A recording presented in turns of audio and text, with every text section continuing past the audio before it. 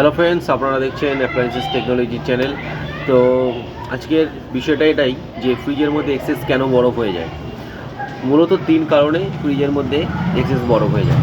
প্রথম হচ্ছে যে থার্মোস্ট্যাট সুইচ, এই যে মেশিনের মধ্যে রয়েছে থার্মোস্ট্যাট সুইচ। এই থার্মোস্ট্যাট সুইচ যদি কোনো রকমভাবে খারাপ হয়ে যায়, ঠিক আছে, ঠিকঠাক কাজ না করে, তাহলে কিন্তু বরফ হয়ে যাবে, ঠিক আছে।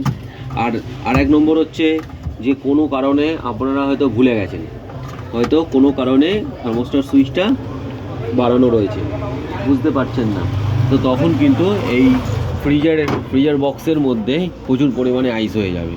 আচ্ছা, আরও একটা কারণ আছে, যেটা এই যে থার্মোস্ট্যাটের একটা তেল আছে, এই যে দেখতে পাচ্ছেন তেল, এই তেলটা যদি কোনো রকমভাবে খুলে যদি নিচে চলে আসে, তখন কিন্তু থার্মোস্ট্যাট সুইচ ঠিকঠাক মতো কাজ করতে পারবে না। এই কারণে কিন্তু ফ্রিজের মধ্যে অনেক পরিমাণে বরফ জমে যাবে।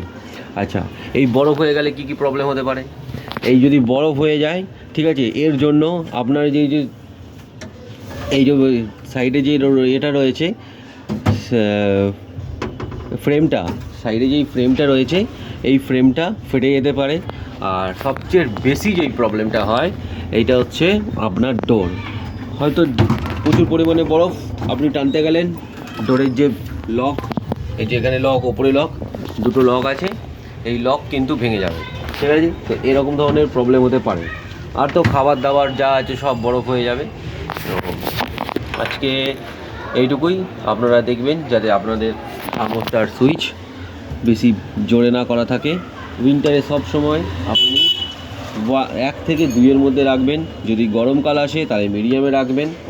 আর বাড়ানোর কোনো দরকার নেই, ফ্রিজের মধ্যে যা বরফ হয় এনাফ। যদি বাড়ানোর হয় তখন কী জন্য এমার্জেন্সি আপনার বরফ লাগবে আধা ঘন্টার মধ্যে, তখন আপনি ম্যাক্সিমামে করে দিতে পারেন, ঠিক আছে। এছাড়া কিন্তু কোনো রকমভাবে প্রয়োজন নেই আপনি জোরে করে দেবেন।